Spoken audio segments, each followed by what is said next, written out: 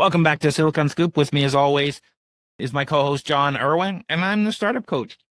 Let's dive into this. The molecular hard drive technology represents a paradigm shift in how we store digital information.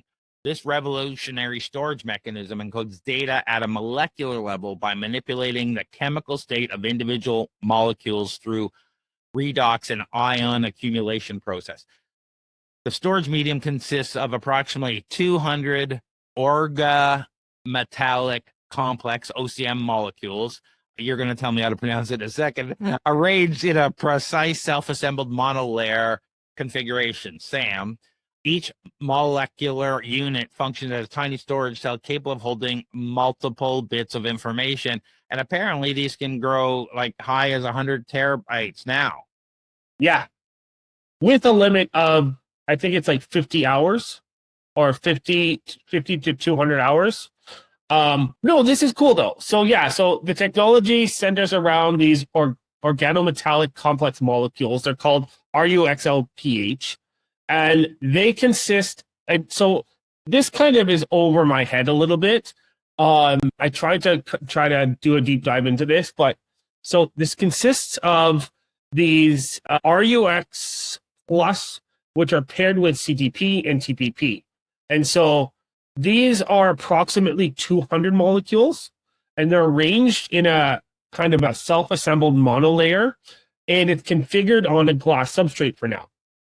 So the way the storage mechanism operates is through two coupled processes. So it's a counterbalanced redox reaction between the metal citation and the organic ligands, and the local ion drifting of chlorine anions.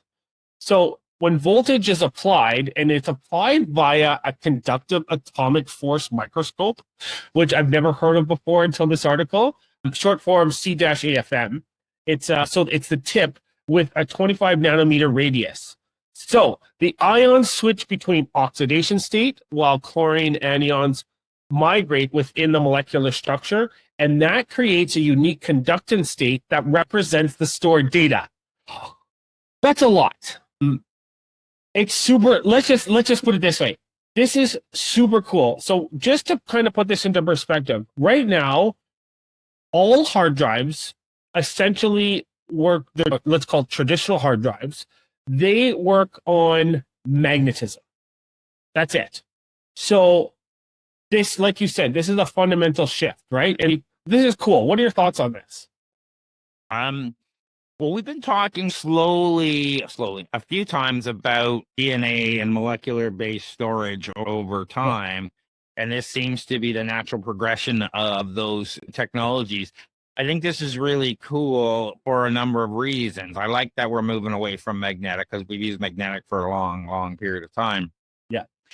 Also, magnetic seems to be, although it works pretty well, is easy destructive in times of warfare when you got, the electromagnetic pulses, EMPs and stuff potentially as a thing. So if we could move away from that, I would be happy.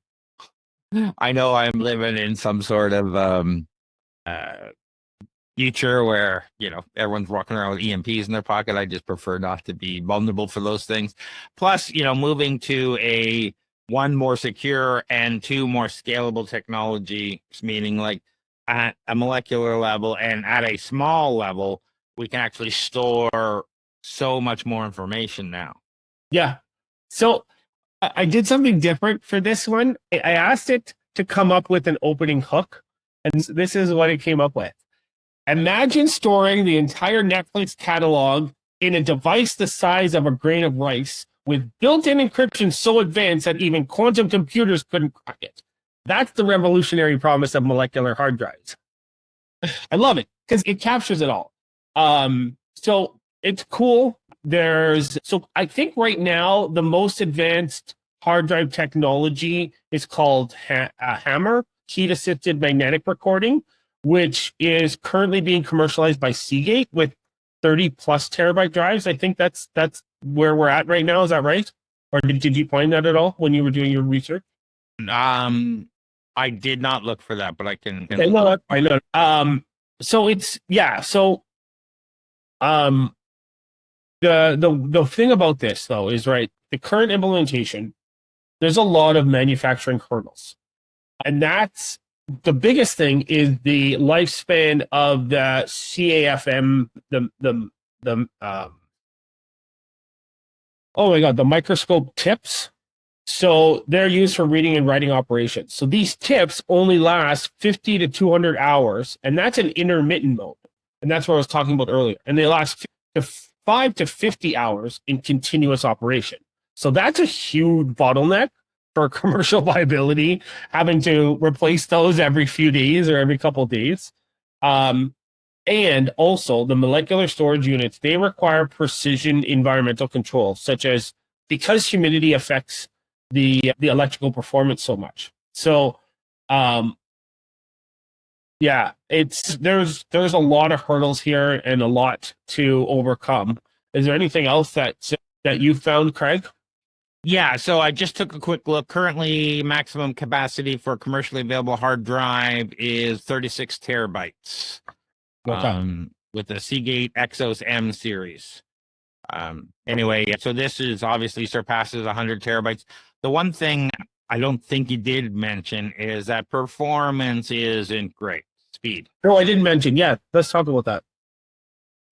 It seems to be more suited for near offline or near online or cold storage than direct access. Like if you talk about a network level, you want the hard disk or whatever, the fast storage access, and then there's near offline where it's slower, and then there's offline like tape backups and whatnot. So this will be more like the cold storage, slower type stuff. Did you see what the performance was like?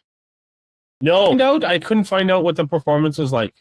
I'm just taking a look right now. I thought I made notes on this, but I know that specifically it said that the molecular drives suit archival and cold storage where density and security outweigh access speed requirements. So like you can store so much in a tiny space and it's so secure, but the performance isn't the greatest.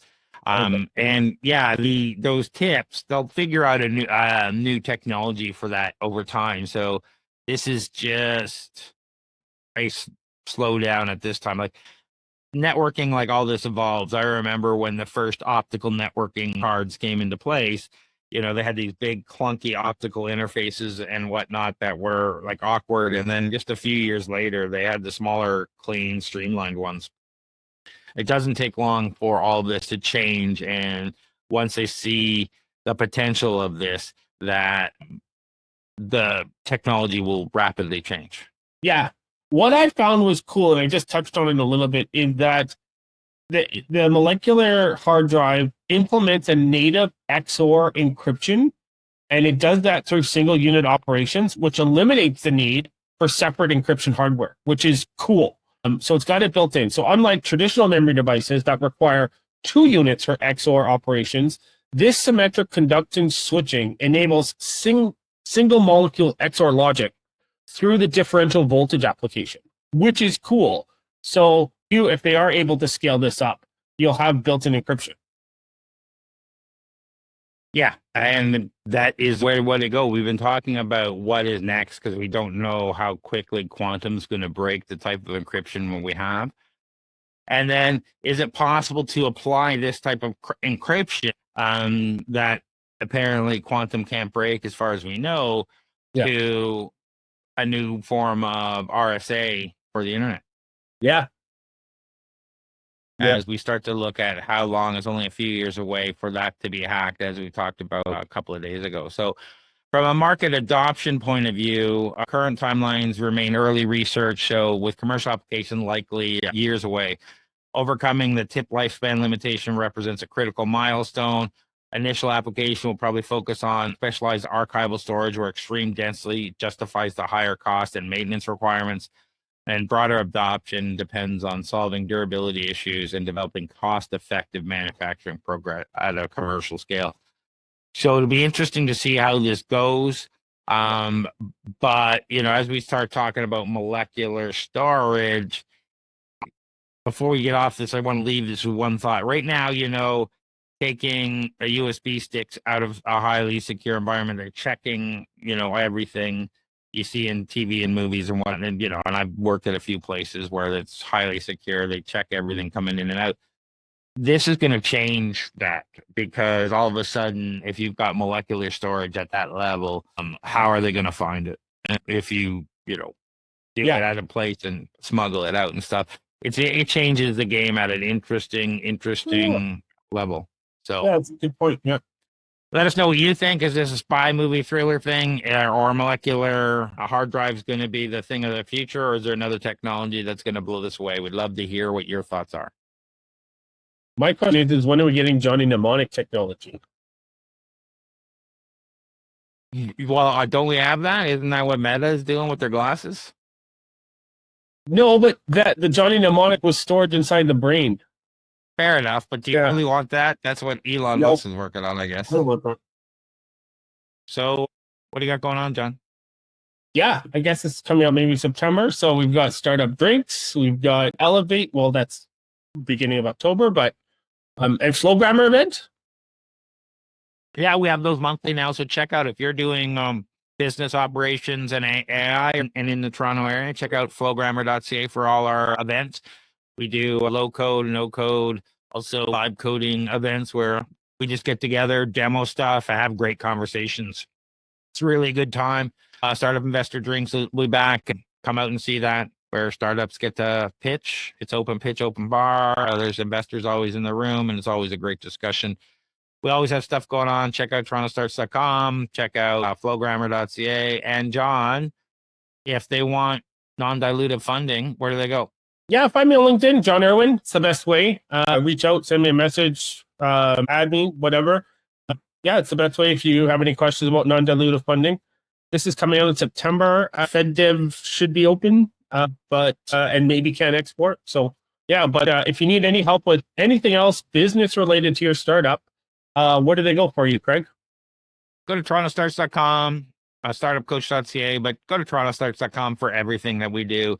You can book a call with me there, either with Flowgrammer for business AI automation, or if you want to accelerate your business with some startup coaching. It's all there. I'd love to hear from you. Love to have your feedback.